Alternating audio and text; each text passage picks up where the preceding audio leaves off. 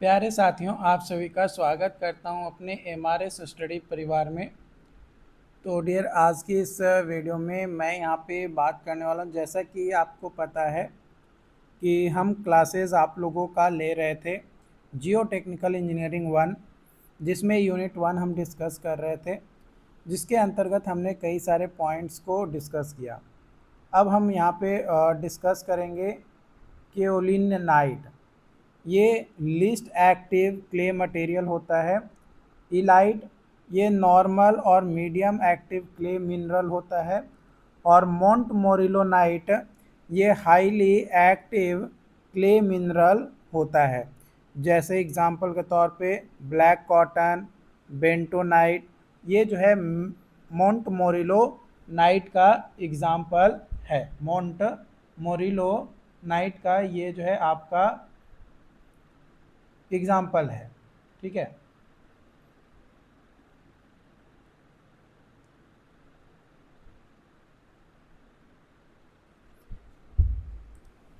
ठीक है, अब हम आगे डिस्कस करते हैं और चर्चा करेंगे डेंसिटी इंडेक्स या रिलेटिव डेंसिटी या डिग्री ऑफ डेंसिटी, आईडी या आरडी। ये बताता है कि कोहेजन लेस सॉइल कितना डेंस है या कॉम्पैक्टनेस कितना है, वो बताता है हमारा डेंसिटी इंडेक्स या रिलेटिव डेंसिटी या डिग्री ऑफ डेंसिटी। ये रेशियो होता है difference in void ratio of loosest and natural state, loosest and natural state to the difference in void ratio, जो डिफरेंस होता है इन void ratio to loosest and densest state. तो I D is equal to E max minus e by e max minus e minimum into 100%। E जो है natural void ratio है in the soil, e max जो है void ratio है in loosest condition of soil, e minimum जो है void ratio है in densest condition of soil. E is equal to e minimum, जहाँ पे सॉइल जो है डेंस्ड स्टेट में है, जहाँ पे आईडी का वैल्यू जो है यानी रिलेटिव डेंसिटी का जो वैल्यू है वो आपका 100% है। और E is equal to E max, यानी सॉइल जो है लूज स्टेट में है, जहाँ पे रिलेटिव डेंसिटी या डेंसिटी इंडेक्स हमारा 0% है। अगर रिलेटिव डेंसिटी हमारा 0 से 100% के बीच में लाई करता है, 0 से 100% के बीच में लाई करता है। ई मैक्स यानी मैक्सिमम वॉइड रेशियो है, तो e max is equal to G gamma W by gamma D minimum in -1। और अगर मिनिमम वॉइड रेशियो है तो e minimum is equal to G gamma W by gamma D max -1। अगर empty wait है mould का तो W1, और अगर weight of mould plus oven dry soil है तो W2। तो जो वेट है सॉइल का W2 minus W1, volume of soil हमारा आ जाएगा V, और वॉल्यूम ऑफ मोल्ड भी हमारा आ जाएगा V। तो गामा डी मिनिमम आ जाएगा हमारा W2 minus W1 by V। Fill soil in mould, mould में जो है सॉइल को फील करेंगे from 25 mm height in loose state. The fill soil case है कि the fill soil in mould in different layer, अलग अलग लेयर में जब हम करते हैं by compacting, so weight of soil is more than above case, है ना। तो W2 माइनस W1 अगर ज़्यादा है divided by V gamma D max, तो डेंसिटी इंडेक्स हमारा आ जाएगा 1 by gamma D minimum minus 1 by gamma D divided by 1 by gamma D minimum minus 1 by gamma D max. तो ये हमारा जो है यहाँ पे आ जाएगा। अब हमने पिछले वीडियोस में बात किया था प्लास्टिसिटी इंडेक्स के बारे में, है ना। पिछले वीडियोस में हमने क्या बात किया था, प्लास्टिसिटी इंडेक्स के बारे में। तो उसके बारे में हम बात करेंगे कि सॉइल का किस तरीके का प्रोफाइल होता है या किस तरीके से आपका डिस्क्रिप्शंस है। अगर प्लास्टिसिटी इंडेक्स 0 है तो सॉइल जो है नॉन प्लास्टिक होगा। अगर 1 से 5 है तो स्लाइटली प्लास्टिक, 5 से 10 है तो लो प्लास्टिक, 10 से 20 के बीच में वैल्यू आ रहा है तो मीडियम प्लास्टिक, 20 से 40 आ रहा है तो हाईली प्लास्टिक, और 40 से ज़्यादा है या 40 है तो very high plastic. Very high plastic मतलब बहुत ही हाई प्लास्टिक जो है आपका हो रहा है, मतलब हाईली प्लास्टिक आपका है। ठीक है।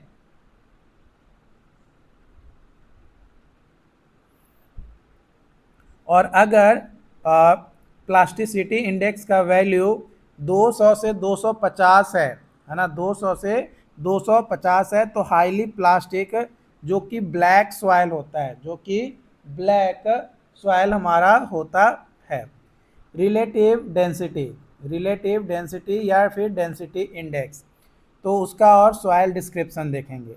अगर 0 से 15 के बीच में लाई करता है तो वेरी लूज सॉइल, 15 से 30 के बीच में लाई करता है तो लूज सॉइल, 30 से 65 के बीच में लाई करता है तो मीडियम सॉइल, 65 से 85 के बीच में लाई करता है तो डेंस सॉइल, और 85 से 100 के बीच में अगर लाई करता है ना, 85 से 100 के बीच में लाई करता है तो वेरी लूज, है ना, वेरी लूज होगा नहीं, वेरी डेंस मतलब बहुत ही ज़्यादा डेंस हो जाएगा। वेरी लूज कब आएगा हमारा सॉइल, जब 0 से 15 होगा। तो ये रिलेटिव डेंसिटी याद रखना है। तो डेंसिटी इंडेक्स या relative density cohesion less soil के लिए होता है, जैसे सैंड वगैरह के लिए।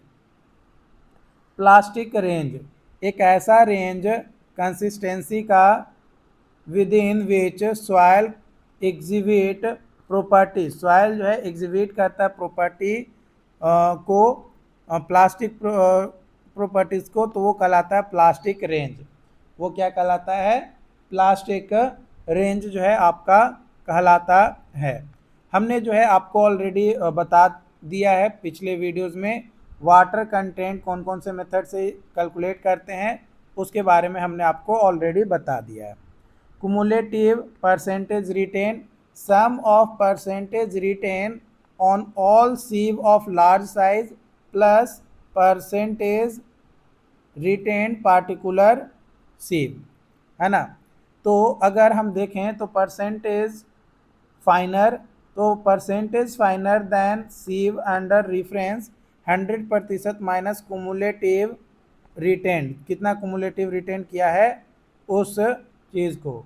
तो V is equal to K D square at 20 degree Celsius, V is equal to 91 D square at 27 degree Celsius, V is equal to 107 D square.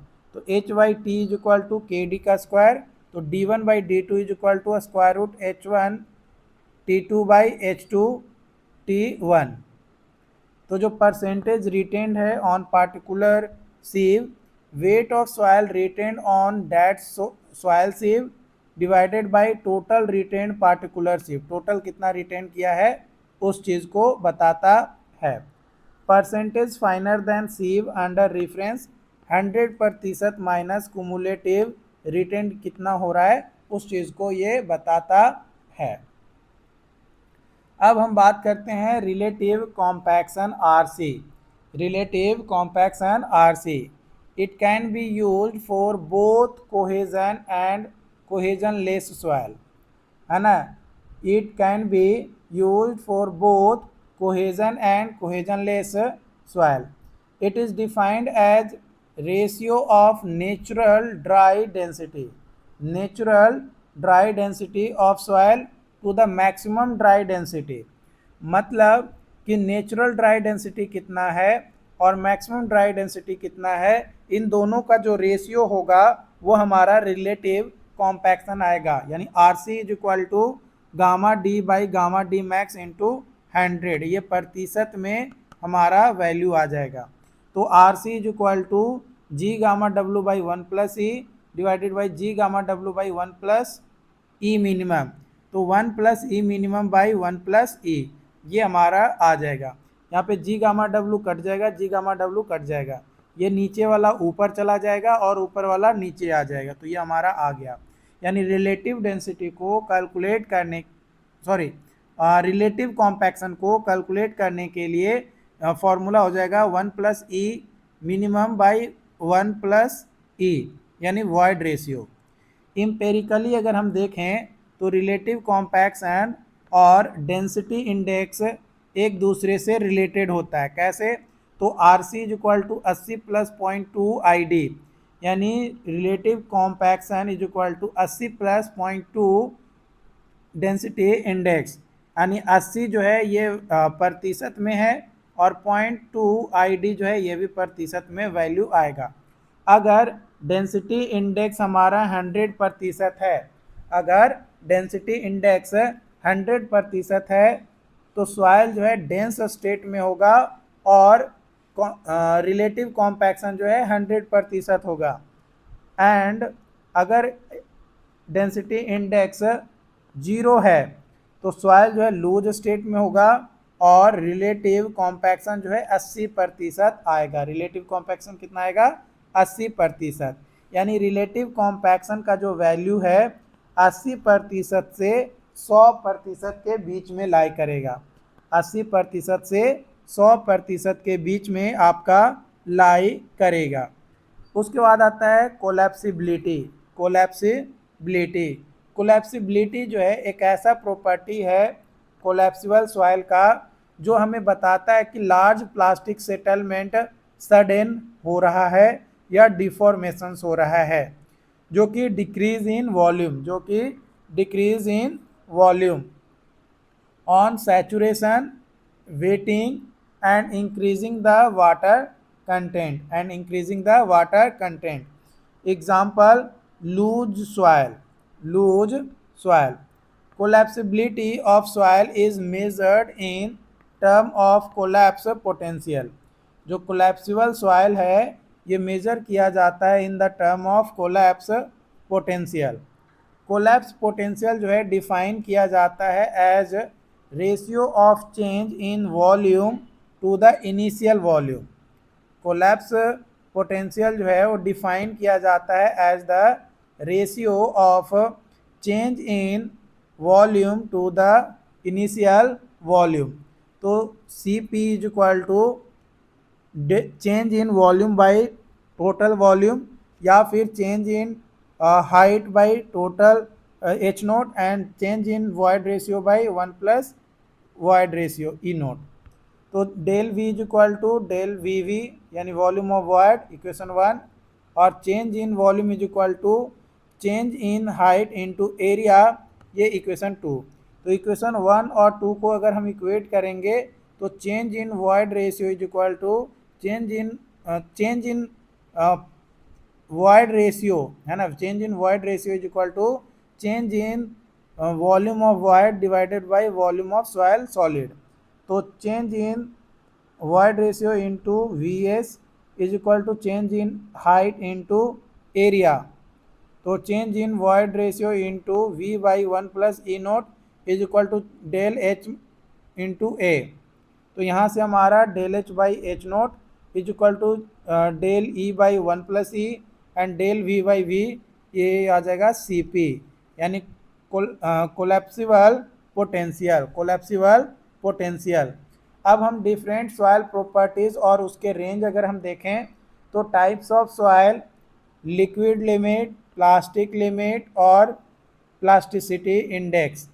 Gravel non plastic होता है लिक्विड लिमिट में, sand non plastic, silt का liquid limit होता है 30 से 40, clay alluvial soil के लिए 40 से 50, ब्लैक क्ले सॉइल के लिए 400 से 500 और ब्लैक बेंटोनाइट सॉइल क्ले में 400 से 800 लिक्विड लिमिट होता है। वही प्लास्टिक लिमिट अगर देखें तो ग्रेवल का नॉन प्लास्टिक, सैंड का नॉन प्लास्टिक, सिल्ट जो है 20 से 25, क्ले एलुवियल सॉइल 25 से 50, क्ले ब्लैक सॉइल 200 से 250। प्लास्टिसिटी इंडेक्स ग्रेवल का नॉन प्लास्टिक, सैंड का नॉन प्लास्टिक, सिल्ट का जो है 10 से 15 प्रतिशत होता है, क्ले एलुवियल सॉइल के लिए 15 से 100 और क्ले ब्लैक सॉइल के लिए 200 से 250। Degree of saturation, degree of saturation, plasticity है ना, degree of shrinkage, sorry saturation नहीं, डिग्री ऑफ श्रिंकेज है ना, degree of shrinkage, sorry DOS का मतलब डिग्री ऑफ श्रिंकेज। तो अगर हमारा लेस देन 5 है तो गुड प्लास्टिसिटी, 5 से 10 है तो मीडियम गुड, 10 से 15 है तो पुअर और 15 से ज़्यादा है तो very poor. Activity and types of clay mineral 0.4 से 0.5 केओलिनाइट, 0.5 से 1 इलाइट, 1 से 7 मोंटमोरिलोनाइट, 4 से 7 Na montmorillonite, 1.5 calcium montmorillonite. Plasticity index and plasticity 0 अगर है तो नॉन प्लास्टिक, लेस देन 7 है तो लो प्लास्टिक, 7 से 17 है तो मीडियम प्लास्टिक और 17 से ज़्यादा है तो हाईली प्लास्टिक। सेंसिटिविटी, उसके डिस्क्रिप्शंस और सॉइल स्ट्रक्चर्स। तो अगर हमारा 1 है तो इनसेंसिटिव होगा, 2 से 4 है तो नॉर्मल और लेस सेंसिटिव जो कि हनी कॉम्ब स्ट्रक्चर्स, 4 से 8 है तो सेंसिटिव यानी हनी कॉम्ब फ्लोकुलेटेड स्ट्रक्चर, 8 से 16 है तो एक्स्ट्रा सेंसिटिव जो कि फ्लोकुलेटेड स्ट्रक्चर, और ग्रेटर देन 16 है, ग्रेटर देन 16 है तो क्विक यानी अनस्टेबल स्ट्रक्चर जो है हमारा होगा। Collapsible potential CP and severity problem, severity of problem 0 से 1 नो प्रॉब्लम, 1 से 15 मॉडरेट ट्रबल, 10 से मैंने 5 से 10 ट्रबल, 10 से 20 sewer trouble and greater than 20 very sewer trouble. Soil का क्लासिफिकेशन अगर हम बात करें तो ग्रेन साइज एनालिसिस जो कि बेस्ड होता है हमारा साइज ऑफ सॉइल सॉलिड के ऊपर, और सॉइल जो है क्लासिफाई किया जाता है एज क्ले अगर डायमीटर जो है लेस देन 2 माइक्रोन है, सिल्ट 2 माइक्रोन से 75 माइक्रोन है जो कि फाइन ग्रेन सॉइल क्लासिफाई किया जाता है, सैंड 75 माइक्रोन से 4.75 mm एंड ग्रेवल जो है हमारा 4.75 mm से 80 mm होता है। तो इसको जो है हम क्लासिफाई करते हैं कोर्स ग्रेन सॉइल। और कोबल जो है 80 mm से 300 mm और बोल्डर जो है ग्रेटर देन 300 mm हमारा होता है। इन गिवन सॉइल में इफ़ मोर देन 50% यानी 50% से ज़्यादा मटेरियल कोर्सर है देन 75 माइक्रोन तो सॉइल क्लासिफाई किया जाएगा कोर्स ग्रेन सॉइल के तौर पे, और अगर 50% से कम है तो सॉइल जो है फाइनर देन होगा 75 माइक्रोन से, तो उस कंडीशन में सॉइल को क्लासिफाई किया जाएगा फाइन ग्रेन सॉइल। कैसे क्लासिफाई किया जाएगा? फाइन ग्रेन सॉइल के तौर पे अगर 75 माइक्रोन से कम है 50% से ज़्यादा तब। Particle size distribution, particle size distribution sieve analysis जो कि यूज़ किया जाता है फॉर कोर्स ग्रेन सॉइल के लिए, और सेडिमेंटेशन एनालिसिस जो कि पिपेट एनालिसिस और हाइड्रोमीटर एनालिसिस ये हम करते हैं फॉर फाइन ग्रेन सॉइल के लिए। किसके लिए? फाइन ग्रेन सॉइल के लिए। सीव एनालिसिस, सीव एनालिसिस जो है ये यूज़ किया जाता है कोर्स ग्रेन सॉइल के लिए जहाँ पे पार्टिकल साइज जो है 75 माइक्रोन से 80 mm होता है। कोर्स सीविंग जो कि यूज़ किया जाता है फॉर ग्रेवल जो कि 4.75 mm से 80 mm होता है, और फाइन सीविंग जो कि यूज़ किया जाता है फॉर सैंड के लिए जो कि 75 माइक्रोन से 4.75 mm होता है। सीव जो है ये डिज़ाइन किया जाता है on the basis of their sieve size, sieve size के बेसिस पे सीव को जो है क्लासिफाई किया जाता है या डिज़ाइन किया जाता है, जो कि IS कोड 460 1962 के अनुसार। जो नंबर ऑफ सीव्स है वो अरेंज किया जाता है in vertical plane on one over another in descending order of their size from top to bottom. Oven dried soil sample जो है प्लेस किया जाता है over the top most sieve के is done at least for 10 minutes. ये 10 minutes के लिए जो है होता है, आइदर मैनुअली और यूजिंग सीव सेकर, है ना, या तो मैनुअली 10 मिनट तक या सीव सेकर के माध्यम से।